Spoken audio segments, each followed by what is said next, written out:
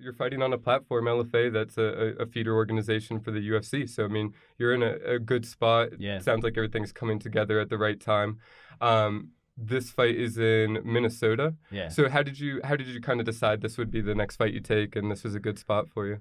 So we were actually looking at the LFA card here October 4th. Right. And they just weren't finding me an opponent for that. And then Peter hit me up, Peter Straub. He's like, hey, we have a matchup for you September 27th in Minnesota. And I was like, is it the LFA? And he's like, well, of course. Cool. And it was the Nate Richardson fight the week before. And this was like 9 weeks out back when he told me this. And I was just like, oh, it's the week before. I was like, let's do it. So I watched some tape on Nate, make sure it's a good matchup that I felt like would further my career, and gave him the go-ahead. Cool. Now we're on that card. That's a good point, actually, to further your career, too. It's not only a good platform for LFA, but, I mean, you know, the guy's a glory veteran. He's got a little bit of a following. He's got that kind of name value. So that is a good one to put on the resume. Yeah, definitely. Like, I've had opponents offered to me, like, back when I lived back home in Idaho, that I just felt like weren't good matchups. Yeah. Like, I would have won the fight, you know, but it's just, like, on paper, it wouldn't get me anywhere. What's the benefit, Yeah, right? I was like, what's a W if you're not moving forward? So I would turn fights like that down as well. Like, I'm not just trying to fight bums and pad my record. Right. So. Hey, some people would. I like that mentality. Yeah. Cool. Yeah. I see the overall skill set of the top fighters in the world, and it's just like, you're only hurting yourself if you're padding your record. Right. You know?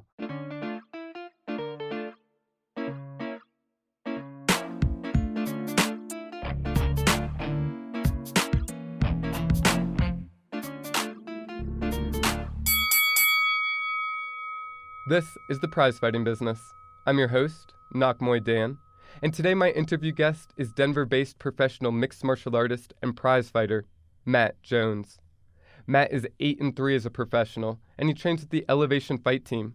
He's currently preparing for his next fight taking place on September 27th in Prior Lake, Minnesota for LFA 77. He sat down with me to have a conversation about his preparation for this fight, his journey from practicing karate to fighting MMA full-time, and his investments that he's made into his career. Now let's dive back into my conversation with professional mixed martial artist, Matt Jones. Matt, thank you for joining me. Thank you. Absolutely. So you have your next fight coming up, LFA 77. Yeah. September 27th, so we're about 12 days out from that. Yeah. So how do you feel right now? Feel pretty good. I had a really good training camp. Took the weekend off, so get back to wrestling practice on Monday. Last hard week starts next week. Okay. Got 2 more sparring sessions. After that, it's just making weight. Cool. And you're fighting Nate Richardson, who is 6-1 as a pro in MMA. Also a veteran of Glory Kickboxing, where he spent the last 5 fights or so of his career. Yeah. Kind of took a hiatus from MMA, but is coming back now. What else do you know about him, or how do you feel about the matchup? I feel pretty good about the matchup, actually. I know I've seen his last fight against Tenpao. Is that? Yeah, Ace at Tenpao. Yeah. He looked good in it. I've seen a few of his MMA fights. Seen a little bit of his grappling just to see if it's something I should be worried about. Yeah. I mean, but you feel good about the matchup in general? I feel great about the matchup. Yeah. I feel like everyone I train with at Elevation Fight Team is more dangerous. Yeah. And I spar those guys like every Tuesday and Friday. Yeah. Guys in the UFC. You know, sparring like Austin Hubbard, Root, Wetzel, like a lot of guys that force me to get better. So right, yeah. So about 12 days out, you said you have 1 more week of kind of hard training, 2 days of sparring, and this fight's at 145 pounds, so featherweight. Yeah. So what does that weight cut look like for you? Like, what are you generally walking around at 10, 12 days out? So like I got sick last week, and I actually weighed the most I ever had in my life last Wednesday. I was 161 pounds. Oh, okay. Still not far away. Yeah, but that was like super far from me. I was like, holy shit, you know, like 161. But then like 1 day of training, I was back down to my normal walk around, which is 156 pounds. Okay. So that just tells me it was 5 days of being sick, drinking a lot of water, sleeping, not doing anything. Your body's gonna put on a little bit of weight. Right. So it's not a big deal. It came off real quick. But for me, man, the week of weigh-ins, So next week, Mhm. I'll start tapering down where the end of the week I walk around 52, 53, Nice. and then I cut from there all water weight. Okay. So I'll just do intermittent fasting for 1 week where I just don't eat till after 2, Mhm. but that's after a hard practice. And then like before that practice, I'll do like a light cardio session for like 30 minutes before every practice, like either riding the bike, a jog, whatever it is. Hit practice, then I eat, and I stop eating at like 9, 10 o'clock at night. And then just do that for a week. I'll naturally lose like 4 or 5 pounds just Yep. doing that. Right. Energy levels definitely get a little lower when I do that, so that's why I just do it a week. And then week of, the training's not as intense, and it's just sweating out the weight. Right. Like my last weigh-in for my last fight against Yusuf, it was the easiest weight cut I ever had. Nice. I was eating fruit while I was cutting weight. Cool. Like it was just very smooth. So And you're able to keep that energy up with the fruit, the glucose. yeah, man. Well, and Cool. it made losing weight way more tolerable. Right. Like, oh, I can just eat this apple right now. Cool. And then Yeah. I would just continue to cut weight. And then when I felt like, oh man, I'm starting to feel a little like broken down, eat an orange and then just keep cutting weight. Cool. So it worked for me. You know, I know Yeah. everyone has their thing. Everybody's different. Sure. You know, I've had 10 amateur fights, 11 pro fights, and I'm Nice. just now starting to feel really good about my weight cut. So a Yeah. lot of trial and error for myself. Sure, an experience. Yeah. Absolutely. So, I mean, you mentioned this weight cut this last time was pretty easy. Do you expect that this time coming in, even with the sickness, you feel pretty good about where you're at? Definitely because I got sick like a week ago. Yeah. So I don't think that's going to affect me at all. Cool. And it was just like a respiratory, like cold. Yeah. You know, it was very strange that I caught it out of nowhere. But I don't think it'll be hard. I've had tough weight cuts. Yeah, I mean, we'll wait and see, right? Yeah. I've made it through tough ones, made it through easy ones. I always make weight. I haven't Nice. ever not made weight. So Good. Professional. Yeah, yeah, exactly. So with your weight cut and doing it kind of, I mean, in a healthy way, it sounds like, not being more than 10, 11 pounds out in general during training camp, and then getting that weight down slowly through the intermittent fasting. I mean, how did you find this technique? How did you find this strategy, specifically the intermittent fasting? Yeah, so honestly, the intermittent fasting, I just did it without realizing that it's intermittent fasting. Mm-hmm. I just would wake up. I wake up super early to drive for Uber. Mm-hmm. It'd be like 3:30 a.m. And I'd just keep driving till about like 9 or 10. And then I would just, after driving, feel kind of tired, but it's like I have practice at 1. So the last thing I want to do is like take a nap and then be all groggy for practice. So I was like, well, I'll just hit the gym and do like a 30-minute cardio session, see how I feel. And I would just do all that without eating. Cool. And I just realized I wasn't eating till after practice and it was working. And then I just realized like the whole intermittent fasting schedule, like you don't eat for 16 hours Right. and then you eat for 8 or something. Yeah, and that's in effect what you were doing. You just didn't Exactly. know it, like you said. Exactly. So like Cool. now I just say that so I don't have to explain all that I just explained to you. Yeah, It's yeah. like, intermittent fasting. you Cool. know. So, and you spoke to the idea that you do balance your job driving for Uber so that you can support this pursuit of passion, which yeah. is being a professional mixed martial artist. You're Yeah. 11 fights in, 10 amateur fights. You feel like you're kind of finding the rhythm as far as diet and weight cut, which is good. Yeah. And you're fighting on a platform, LFA, that's a feeder organization for the UFC. So, I mean, you're in a good spot. Yeah. It sounds like everything's coming together at the right time.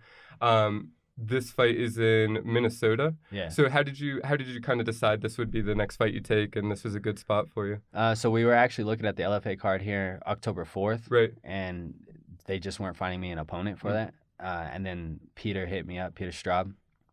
He's like, hey, we have a matchup for you September 27th in Minnesota.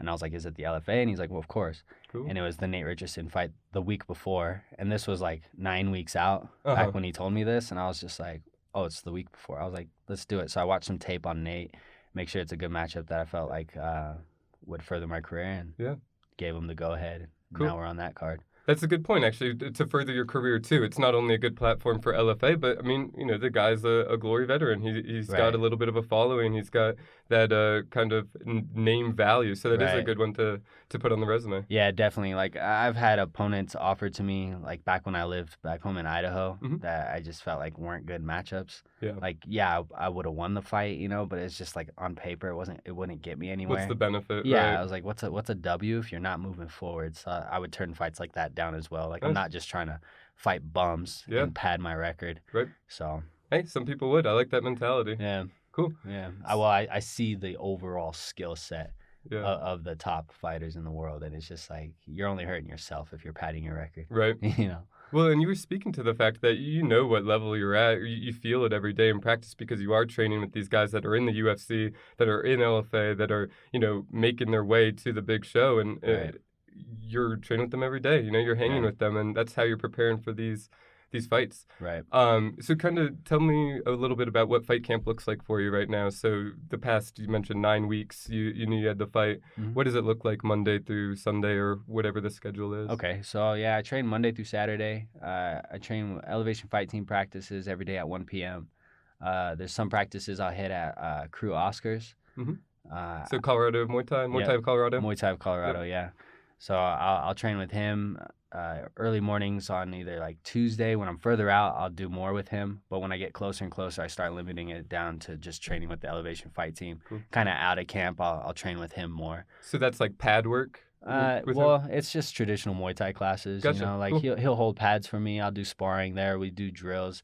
Really good instructor, man. Yeah. Like he's definitely like one of the most knowledgeable coaches I've ever met. So. And technical striking. Mm-hmm. Yeah.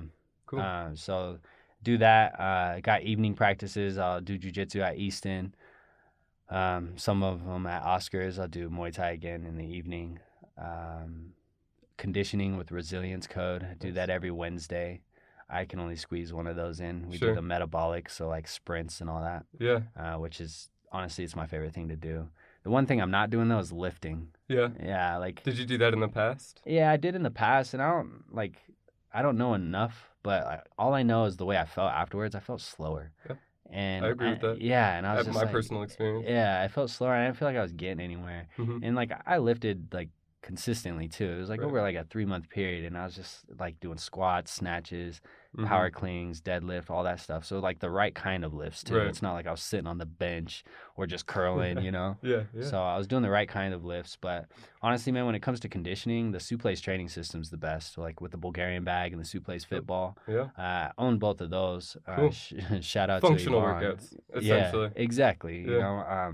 Anyone who's interested in that, the Suplex training system on Instagram, you can check out their videos. Cool. It's definitely like on the forefront of the fitness world. Yeah. The equipment that they have there's nothing like it. How did you come across that? So Yvonne, the guy who invented it, everything about it, lives back in my hometown, Boise, Idaho. Nice. One of my friends hooked me up with him. Started training with him for I think it was like my 7th pro fight. I was fighting Josh Tyler, so he's like a very heavy grappler, wrestler guy. So I was like, well, I need to train with the wrestlers now. So I started training over at his gym. And then he showed me his conditioning system, and I was just like, I can't believe what I'm seeing. Like, I always thought I was fit my whole life. Like I could do a lot of push-ups, a lot of pull-ups. I could run, I could swim, all that stuff, right? I tried his conditioning system just one time, and I just realized how unfit I was. Because like all these kids that were in like junior high school were just outdoing me on all the workouts. And I never felt so exhausted ever. But then I like stayed consistent with that for like a whole year training with him, and it literally transformed my body. And I was like, it's legit. Yeah, I've seen you actually a couple of the videos you posted on Instagram of you doing it. It does look intense, and like you mentioned for grappling, it's moving the weight in different areas around your body, much more like people moving strength as opposed to moving isometrically in one direction. Yeah. Nice. Yeah. So you found success with that. How long have you been doing it? So since like 2016. Nice. So 3 years now, and you just incorporated into camp? Yeah. I just do that stuff on my own. Cool. Yeah. So you're going to resilience code for kind of the like explosive heart rate monitoring, agility or the metabolic training. Metabolic, yeah. And then you take care of the strength end of things through the more functional style working out. And I feel like practice itself, like just showing up to wrestling practice, rolling jiu-jitsu, sparring, all that is strength training too, for our sport specific, know? So that's me, I know some guys like to lift, but you got to find how that gets you to your best performance. Right. So whatever it is to get you there, it works. Yeah, that's true. So I'm not saying lifting doesn't work, but for me, it's not my regimen. Yeah, so. No, it makes sense. It is very individualistic, the sport, and figuring out what works for you. Right. So you've got this fight camp going right now. You've got LFA 77 coming up. This will be your 12th pro fight.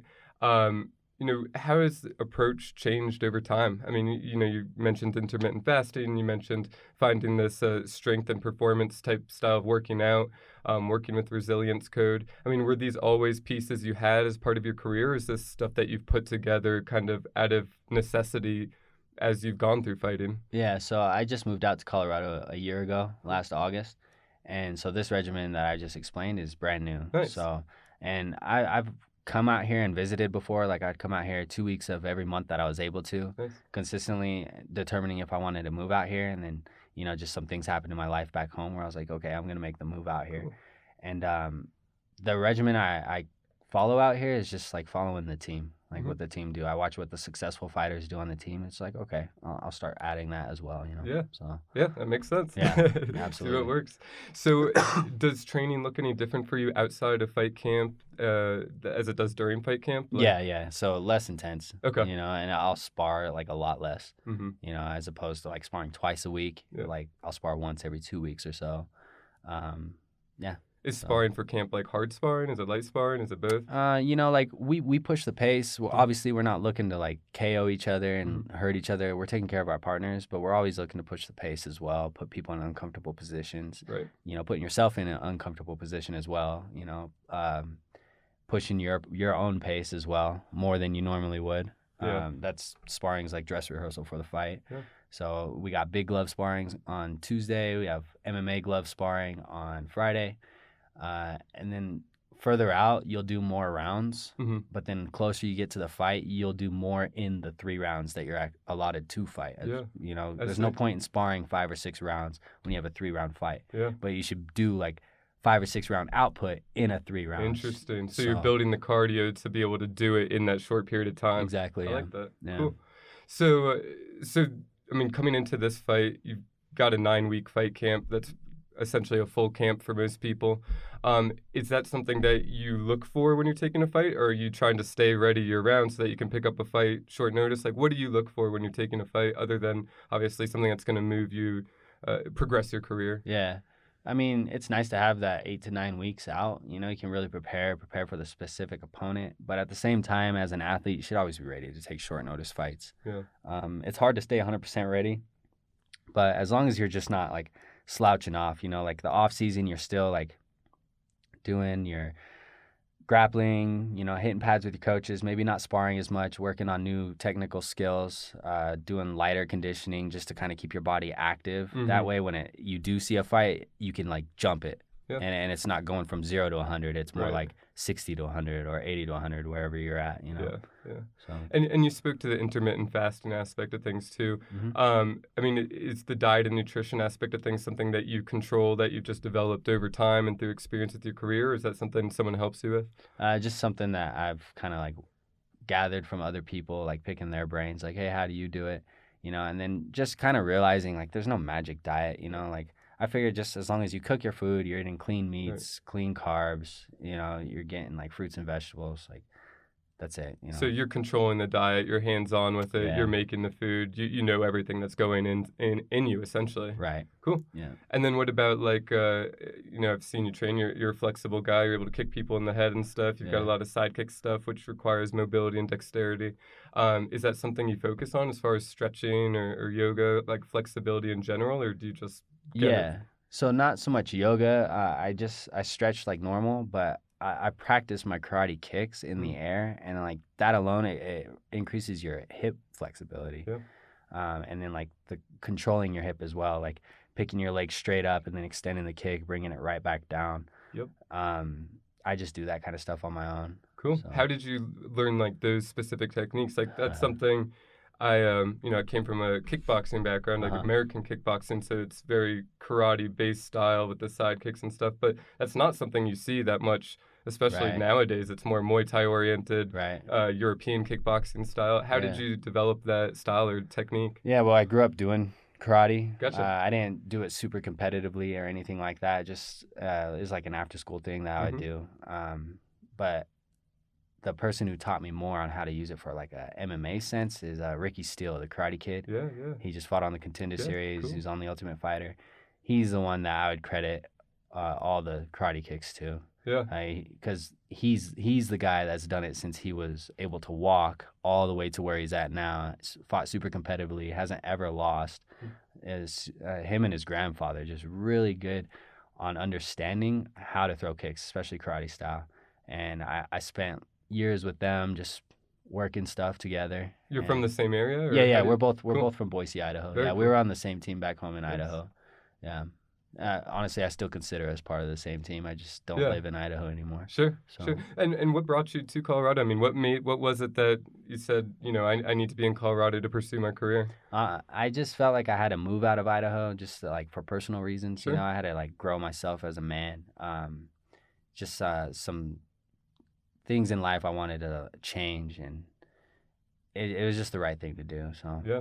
And you felt like it's been a good move over the past year? Yeah, it's been good for my mental. Yeah. Very good. That's a big part of it, especially when you're pursuing something like fighting. Yeah. I definitely feel like I have my own identity now. Yeah. Yeah. I kind of like grew up out of order, it feels like. So, sure. Yeah, I didn't even realize this was something I needed to do in life until like, about a year and a half ago. I was like, something's missing in my being. And I was like, I missed a step somewhere. So. Huh. Cool. And you mentioned Peter Straub, at least in helping you get your fight. And you've got all these killers at Elevation and Easton and the family of gyms there. Who are your regular training partners, and like who do you generally have in your corner when you do go to fight? So I've had one fight with Team Elevation, and I got Sean Madden and Peter Straub in my corner right now. Cool. I got Mike Santos helping me out a lot at Muay Thai of Colorado. I always want to say Colorado Muay Thai because it seems to flow more naturally. Yeah. But he's been my training partner there. He's about the same height as Nate. Cool. And he's also like more focused on as a kickboxer as so well. A little stockier. Yeah, stockier. Throws hooks as Powerful. well. Yeah, he broke his hand on someone's head throwing a hook. So like he's a hook thrower. So I've been training with him. I'm going to actually have him come out as well. He'll be in my corner. Not so much shouting at me in between the rounds or anything like that, but coming out there, helping out with warming up, putting his own input like before the fight starts and stuff. But as far as like during the fight, I just want to hear the voices of Peter Straub and Sean Madden. Yeah. Obviously, he can drop hints to them, like, hey, say this or whatever, Sure. But you pick up their voices pretty well. Yeah, just because I'm used to them talking to me during sparring. Like, it's too soon to just add something new. Yeah. Not that it'd be overwhelming or anything, but sure. Fractions of a second and inches matter in a fight. Absolutely. So. What about recovery? Like, what do you generally do for that? Sleep. Yeah. Yeah, I hydrate and I sleep. Yeah. Eat, hydration, sleep. I mean, what more is it to recovery? Yeah. I don't do anything like going to like cryotherapy or anything like that. I've tried the cryotherapy. I didn't feel like it did anything for me.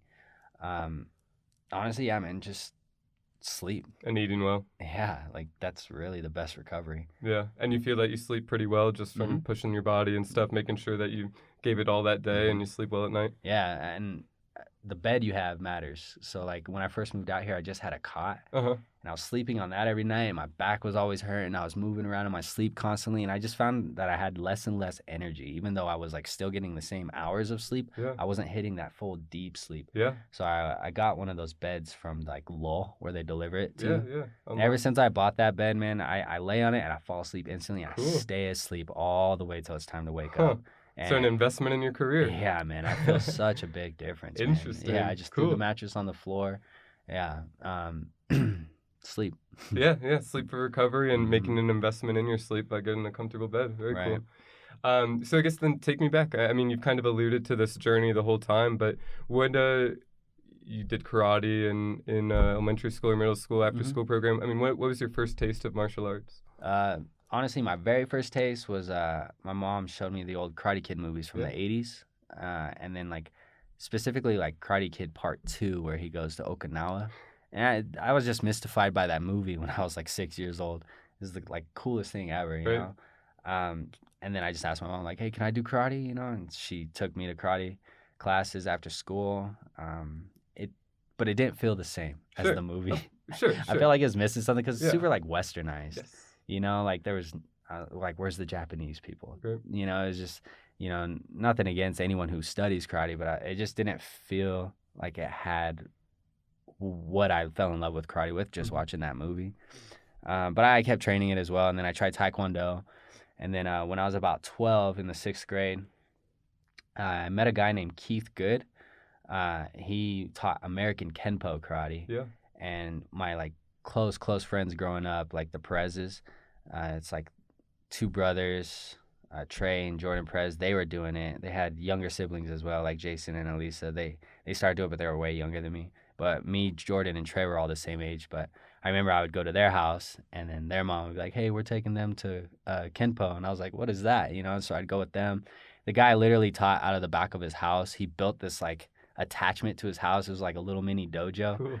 And I opened it, and I was like, and it had like the Japanese writing everywhere. Yeah. He was paying homage to like the old instructors, and I was like, this is what I was looking for. Yeah. Something like this, more like Karate Kid style. You know? Karate. I mean, if you compare karate versus taekwondo, I do think karate goes a little more traditional with their approach as opposed to the westernization that taekwondo can sometimes take the appearance of. Yeah, definitely. Like taekwondo is super flashy. Right. You know. Karate's I think more effective for fighting. Focus on effectiveness. Yeah, especially in MMA fighting. You Right. know. But at the same time, everything works if you can make it work. Absolutely.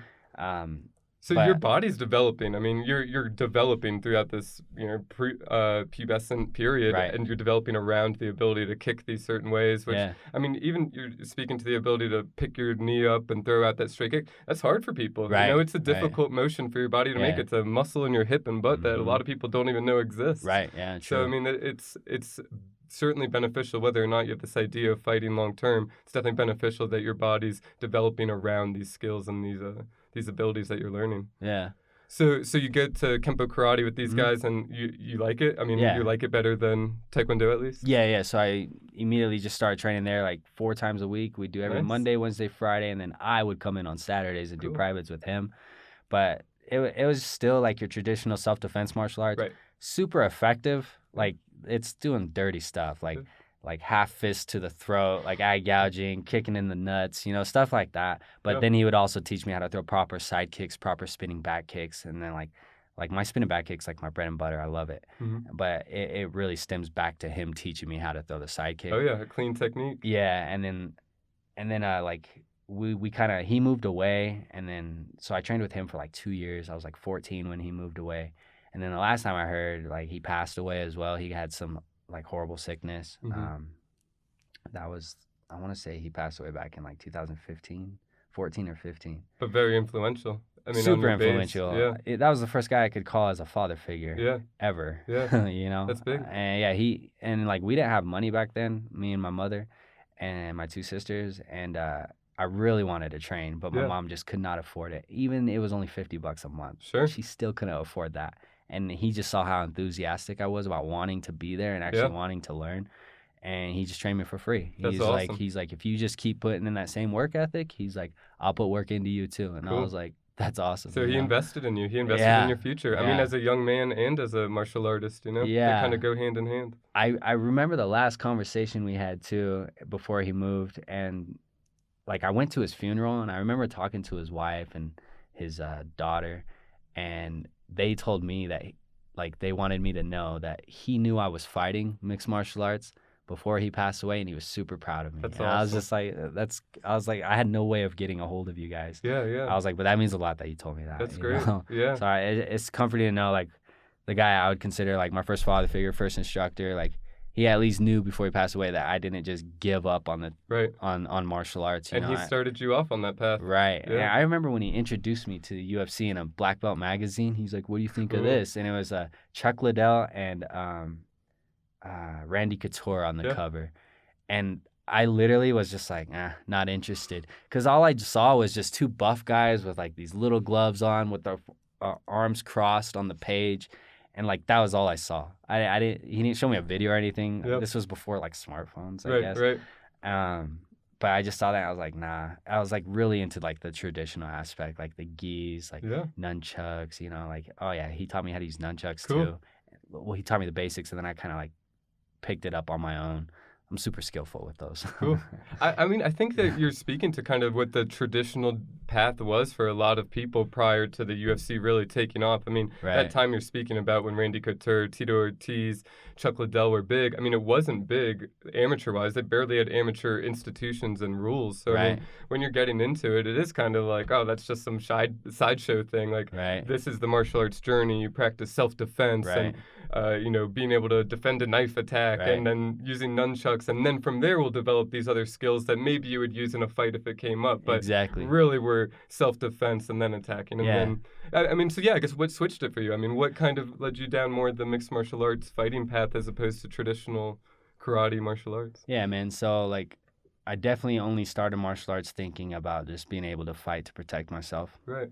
And then I stopped doing martial arts for a time between like 16 and 18, you know, and then like I had my sister passed away during that time. My daughter was born as well. Nice.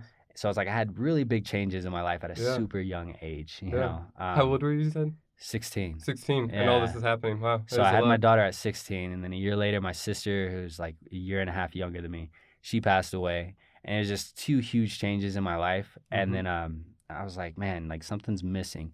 And I just remember sitting in my room and just thinking to myself, like, what can I add to my life to like keep me out of going into like a mentally dark place over what's going on, you know? And honestly, I stopped doing martial arts and it just hit me. Like that was when I was the most happy and like felt like most of myself is when I was training martial arts. So I just looked up a martial arts school. The one closest to me was like this Kaiju Kenbo, White Lion Kaiju Kenbo. It was right down the road from me on 5 Mile.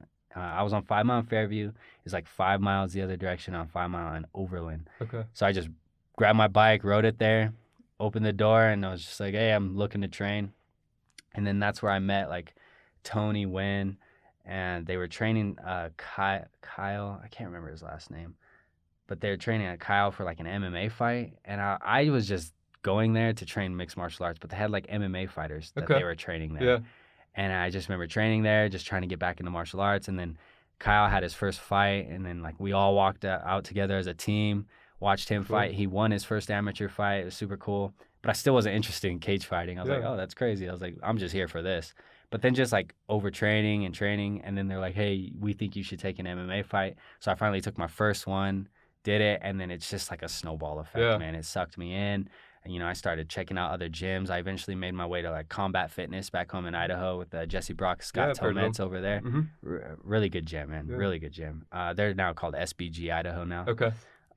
Trained with them for years. They gathered me together during my amateur career because I was like I lost 3 fights in a row, and it was all because I had no jiu-jitsu skills. I was going to ask you, so when you took that first fight, I mean, were you working on ground game at all? No ground. It was all just traditional martial arts. Fuck it, and I just remember thinking, I was like, it'll work. I was like, I've been doing this my whole life. You know, that's just especially traditional martial arts, that is kind of what they tell you. You know? Like, this will work no matter what. Don't worry about it. No other martial art can keep I was super green and ignorant to the fact of the sport, you know. But then, you know, like I was losing on the ground, and I was just like, man, something needs to change. And like what kind of dawned on me is like everyone I was training with back then were like you can still do it just training here. And I was just like, but you guys don't know jiu-jitsu. Like I need to go somewhere where they know how to grapple. Right. So I started going to other gyms, checking out how to train jiu-jitsu. Very aware of you. Yeah, you know. Like I have a brain. Yeah, it's good though. I mean, hey, some people you say, "Hey guys, I'm concerned I don't have a ground game," and they're like, "Don't worry about it." And they're like, "All right, I won't worry about it." Right. But you're like, "No, I mean, if it takes leaving this gym to grow, that's what I need to do." Right. It was nothing personal. It's just I knew I wanted to walk this journey. So I eventually I started training with a guy named Jason Flynn, training jiu-jitsu with him. Started training at Combat Fitness as well, and then like I just made the complete switch to Combat Fitness. You know, they got me on a 3-fight winning streak as an amateur, and then I took a pro fight. And, you know, I lost that pro fight by decision, but then I like won 4 pro fights in a row with them. You know. So that amateur stretch, you said you had about 10 fights there? I had 10 fights, and then like when I made the switch, I was like on a 3-fight losing streak, and I just remember thinking, I was like, do I want to keep doing this? And by doing this, I don't mean do I want to keep doing martial arts and fighting. I was like the same like routine, training at the same gym, making the same mistakes. Like, am I doing this the right way? Am I approaching this correctly? You know, and I had no one to really guide me other than myself, you know, just so I made my way over to Combat Fitness, and then I just saw the change instantly, you know. I remember taking that 4th amateur fight. So like I was on a 3-fight losing streak. I was taking like another amateur fight, and we went out to Utah to fight for the Clash. Logan, Utah. And I remember I fought this guy. His name's like Bryce Bauer or something. And he beat the shit out of me for 2 rounds straight. Mm-hmm. He was a heavy grappler. I'd slap up a triangle on him, and he was just like one of those burly wrestler guys. He would just pick me up in the air and then just slam me on the mat. Right. And it was just, I was just getting out grappled, you know. Like I knew more about grappling, but it just still wasn't like fully clicked yet. Yep. But I remember in between the second and the third round, Jesse Brock and Scott Tomez were talking to me, and they were just like, you have to finish this guy, otherwise you're on a 4-fight losing streak. And they just kind of like leave. Blunt. Yeah, they just left the cage. Oh, and I was just wow, I like that. Yeah, and they were just like, you have to make it happen. Yeah, you know? find it inside yourself. Yeah, man. Cool. I remember just standing there, and then like, you know, before the ref's like, you ready to start the next round? I was just like, yeah. But then like, I just remember like something clicked inside of me, and like, just like all like concern, worry, everything just went out the window. So I just immediately threw a spinning back kick, and it connected clean.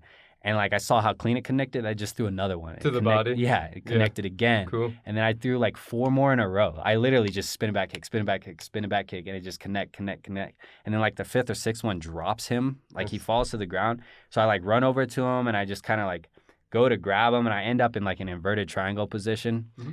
At the time, I didn't know that's the position I ended up in. You're on top of him in a triangle position, essentially. Yeah. Okay. I was behind him. Behind him, yeah. And I ended up with my face right against the cage as well, in my corner. So my coaches are literally face to face with me. And it was 10 seconds left before the round ends. And I was just like, oh, and they were just like, you have an Americana right there, do it. And that was the first time I ever like heard the term. I was like, Americana. And I just remember stopping. I was like, I don't know what that is. I was like, just talk me through it. Because I had a very tight hold on him. And they were like, you know, just take your left hand. Like, I remember the whole corner. They were like, everyone's like, all right, shh, be quiet. And then just Scott Tomez talked. He's like, take your left hand, grab his elbow. He's like, now right hand, grab his wrist, pull it towards you. Now just rip it, you know? And did that, dislocated his shoulder, and won the fight within the last 10 seconds of that third round. And then from there, I went on a 3-fight winning streak as an amateur. Nice. All good fights, too, with the Clash and, like, Rocky Mountain MMA, all that. Just, like, local amateur shows in other states. And I remember after the third one, you know, Scott Tomez was like, I think it's time to go pro. He's like, and I was very, like, nervous about that. I was like, oh, pro, like, knees and elbows to the head. I was like, that's crazy. And he's just like, it's no different. He's like, you had 2 minutes onto the round. And then, like, when he just told me that, I was like, all right, let's do it. And then, sure enough, man, it's no different. Wow, man. But, I mean, what an experience that one fight is. Not only do you find yourself, you kind of figure out what you're made of, you figure out, you can listen to your coaches, you see the value of the, you know, the ability to hear your coaches in your corner, too. Yeah. And I mean, you spoke to that value even now in your career with Sean and Peter in your corner, and that ability to hear them. Man, that's awesome. So these 10 fights throughout your amateur career, how many years did that span? I'm not sure. So it was definitely like, so I went pro in like 2014. So I want to say like 2012, 2014 maybe. So like 2 or 3 years, you knock all that out. Yeah, and then like I see you got my record pulled up. They don't even have all my amateur fights. Oh, I believe it. Yeah, Tapology doesn't stay up on the amateur as well as they do on the pros, but they're pretty good. Good website for pro stuff. I'm impressed. Definitely. I think it's just one guy that does it. Yeah. But yeah, so you just start coming off of a win over Yusuf Zalal, who's a rising prospect here locally as well. Trains out of Factory X. Yeah. You know, kind of a main competitor of Team Elevation. This fight is not against a local guy. I mean, do you like that? Do you enjoy fighting local guys?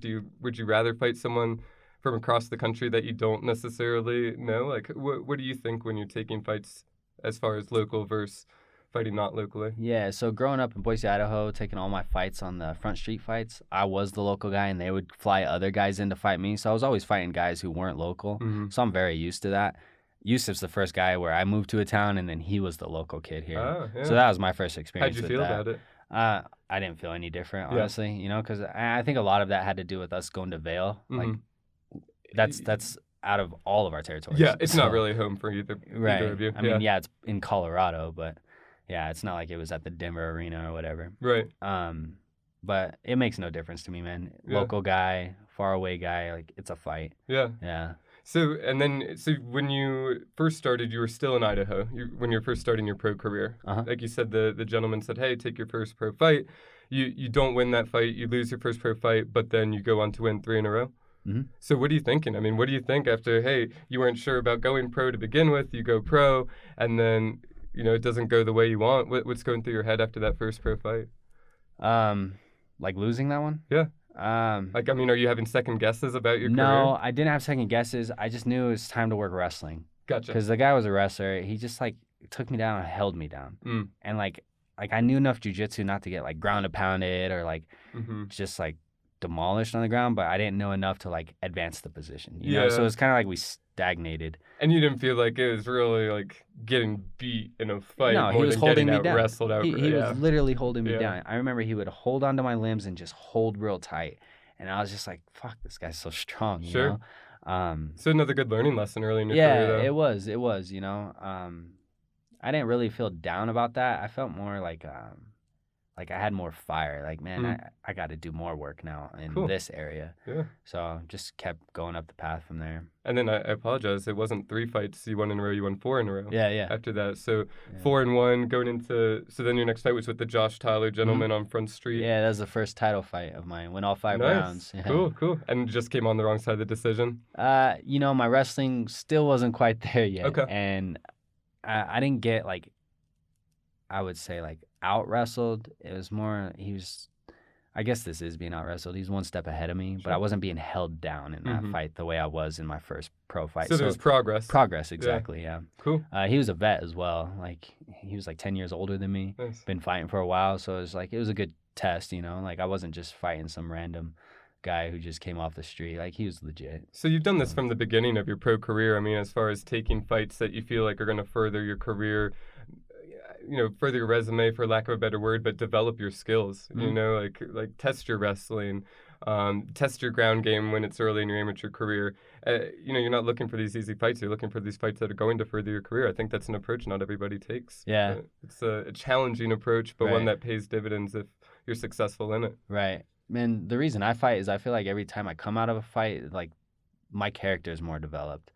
And I don't mean just like for the world. It's like for my own well-being. So like I'm not just fighting to like be a superstar or fighting to get money or any of that. Like those are all perks, right? But it's like that's not my foundational reason as to why I fight. So that's why I'm willing to step outside, a little bit outside like my comfort zone, and like take a challenging fight, because it's like I want to grow. I want to actually have the skill. Would you say that's your primary driver? Just that kind of desire to reach your potential? Definitely. Cool. Yeah. I love it. So you fight Josh Tyler, doesn't come out on the wrong side of that, but then you win another 3 in a row. Yeah. So then what happened after that next fight against Drew Brokenshire? So that was your last Front Streets fight, essentially. Yeah, and that was the last fight I had when I was training in Idaho with SPG. Cool. Definitely that fight was hard to swallow, just because I felt like that was a fight I should have won. Yeah. I just had too much going on in my personal life that I felt like I couldn't let go mentally before I fought. That's stuff people don't see from the outside. Well, I didn't even realize that it was an issue till after the fight. Like, I just didn't realize how much I was carrying inside until, like, my coach back home, Jesse Brock, asked me. He takes me into his office, and he's just like, hey, man, how's your personal life going? Wow. And I was just like, what do you mean? And he's like, as much as you don't want to believe it, he's like, your personal life is going to affect your fighting life. And he just explained to me, like, his own personal experience with getting his life in order for fighting. Wow. And just the fact that it came from him as well, it hit harder because do you know Jesse Brock? I don't, but I would assume he's very close to you. Yeah, close, and like really tough fighter, man. Phenomenal wrestler, excellent coach. Like, it's just a super stud, man. So like coming from someone like him and a guy who doesn't really get personal with you on that level. Wow, like so very insightful. Yeah. Cool. And the fact that he like took the time to take me into his office, it's just a lot of realizations in that conversation. It's super personal.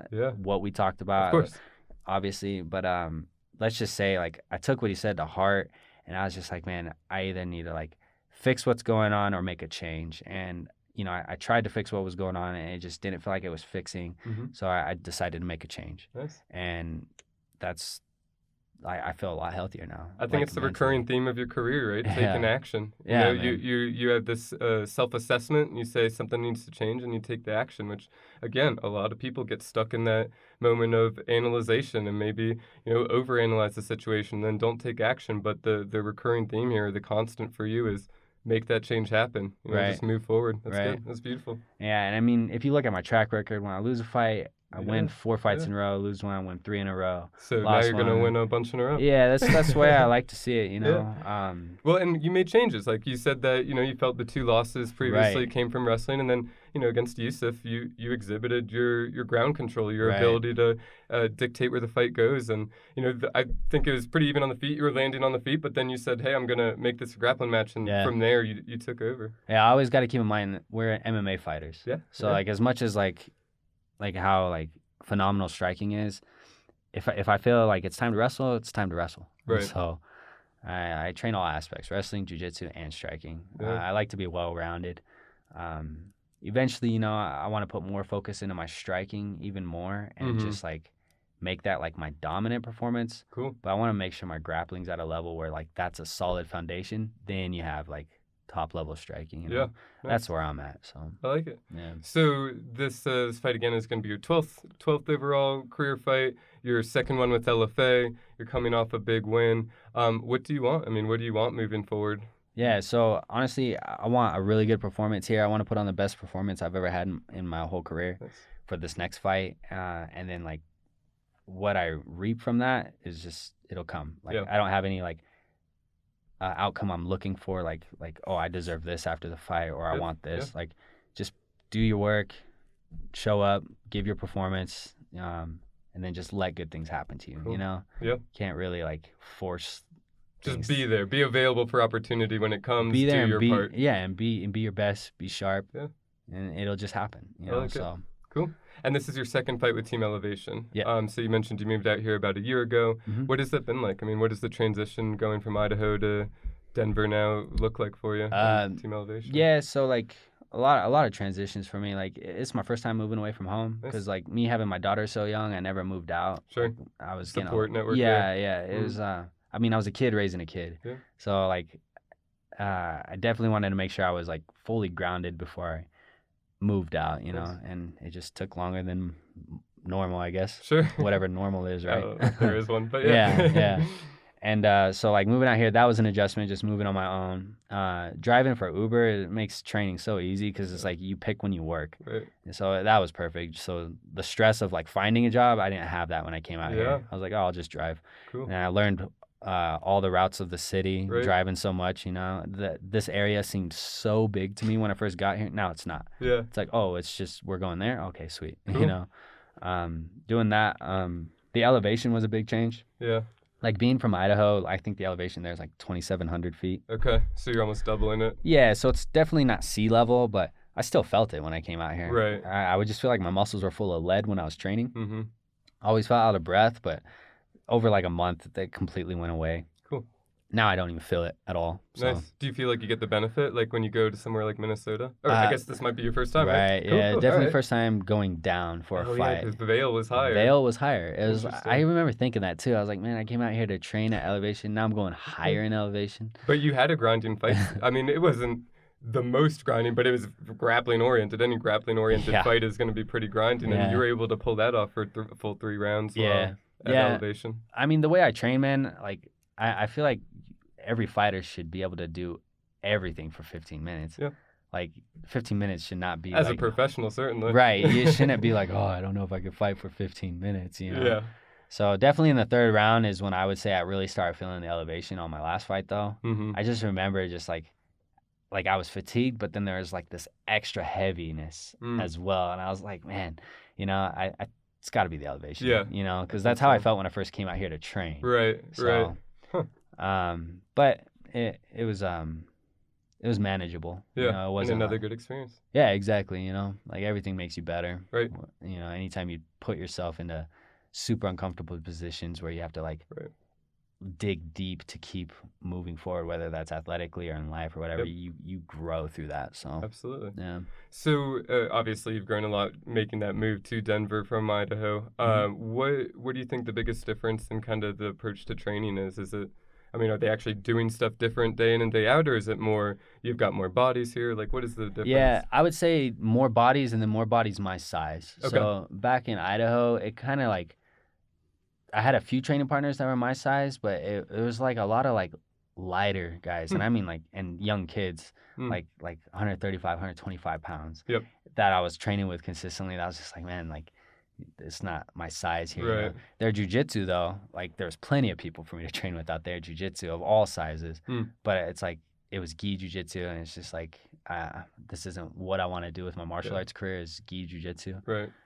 It was very good for learning the skill set though. Sure. Like it's just when it comes to competition, it's not what I was like pulled towards. Yeah. So that was also another contributing factor into me wanting to move. So I would check out training here, and just every practice I go to at Team Elevation, there was always someone to work with, multiple people your size. So I fight at 45. A lot of high-level guys your size. Yeah, and so a lot of 55ers, 45ers, 35ers. Like those are the 3 weight classes I like to train with. Yeah. You know, the 35ers more for like the speed aspect. You know, 45ers have speed and power as well. And then the 55ers definitely have a lot more strength. So just like I'm right in between 2 really good weight classes to train with. That Elevation has a lot of fighters. Yeah. And so it's just you don't ever show up in like even light days. Like last sparring on Friday, it was a light, like less guys showed up. I still had people to work with, and I was like, I love this team. That is nice. Yeah. Always having people to work with and people to push you. I mean, is another big part of it. Yeah. Cool. So, I mean, how do you feel like you've evolved since coming here? Definitely like, I'd say more centered with my thoughts as I'm fighting. Yeah. Striking's definitely improved. Wrestling's improved. Like, jiu-jitsu's improved.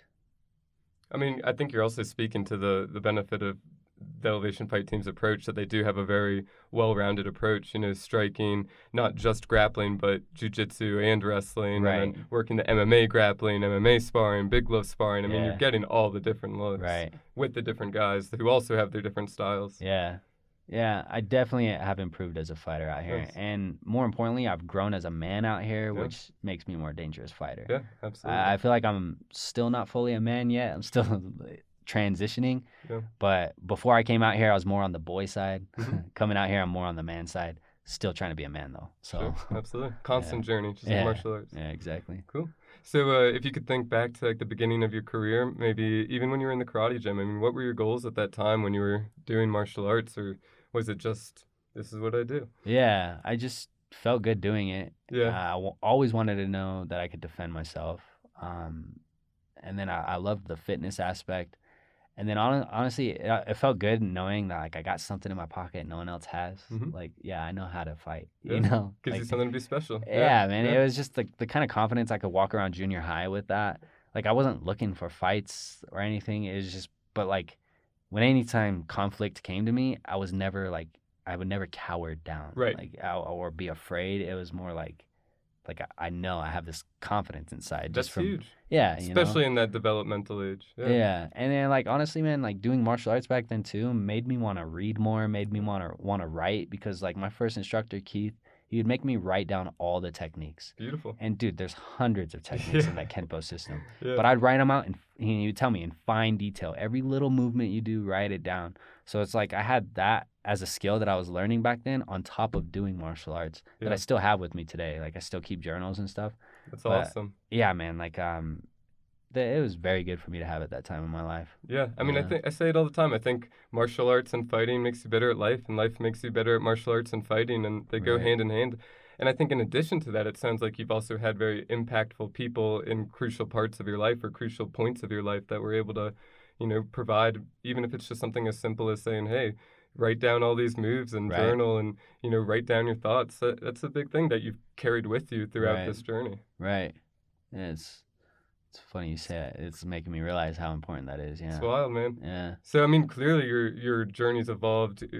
I would say you had a martial arts training before you even had a fighting career and a fighting journey, and now that's evolved into this. So, I mean, what are your goals now? What do you focus on? What do you want? Yeah, goal right now, I want to get into the UFC. So obviously that the path that I've set out for myself and like training with the Elevation Fight Team, the doors that I've opened is being a successful fighter with the LFA. So there's definitely a path I can walk to get there. Right. I'm not delusional. It's not like fictitious. Like it's in eyesight even. Yeah, like this can happen. Yeah. So definitely just very thankful to like have that path laid before me. Obviously, I need to do the work. Right. You know, I need to show up. I need to show up on fight night, ready to go. Like that's the part I need to be responsible for, and I've put everything into it. So the outcome will definitely come in my favor for just how hard I've been training. Right. And the changes I've made in my life as well. I feel like it's setting me up for the longer haul of being a more successful fighter in the higher leagues as well. And in life. I think I love your journey. I mean, I think that, like you said, it was formative in your younger years. It's pushing you throughout your 20s and likely into your 30s. So, I mean, it's an incredible journey you've been on, and it's, helped you, like you said, develop into the man you are and continue to grow into the man you will be. So It's exciting to see and hear, and I appreciate you sharing it and look forward to your fight. But one more thing before I let you go. If you had to think back to young you, and if you could give yourself or a fellow young aspiring martial artist, maybe not even a fighter, but martial artist or a fighter, what tip would you give them? Wrestle. Yeah? Yeah, drop the karate, drop everything, and go straight into wrestling. Cool. That's what I would say. Wrestling or jiu-jitsu. I love it. And honestly, wrestle. If you can go wrestling into jiu-jitsu, then into striking, that's what I would say. Get your kids in it young. Just start them off wrestling. Cool. Wrestling controls everything. That's the best foundation you can have. Yeah. So dictate where the fight goes. Yeah. If you're trying to do MMA. Okay. Right. But obviously, if you have no interest in MMA and you're just like you want to do kickboxing or anything, then obviously just do karate, boxing, anything like that. But for the MMA journey, definitely start off with wrestling. That's the advice I'd give myself. I would tell my mom, if I could get a time machine, I'd tell my mom, like, hey, I'm your son from the future. Put him in wrestling right now. Yeah. And here's why. And I would just leave little notes. True. He's going to fight. He's going to do this. He's like... I agree with you completely. Yeah. So that's what I would do. Awesome. And how can people follow you online? So I only have one social media account. That's Instagram, and it's Yo Ninja Jones. Yo Ninja Jones. Yep. So check him out. Follow him. Subscribe to our YouTube channel. Follow us on Instagram @PrizeFightBiz. And don't forget to like us on Facebook. Thanks.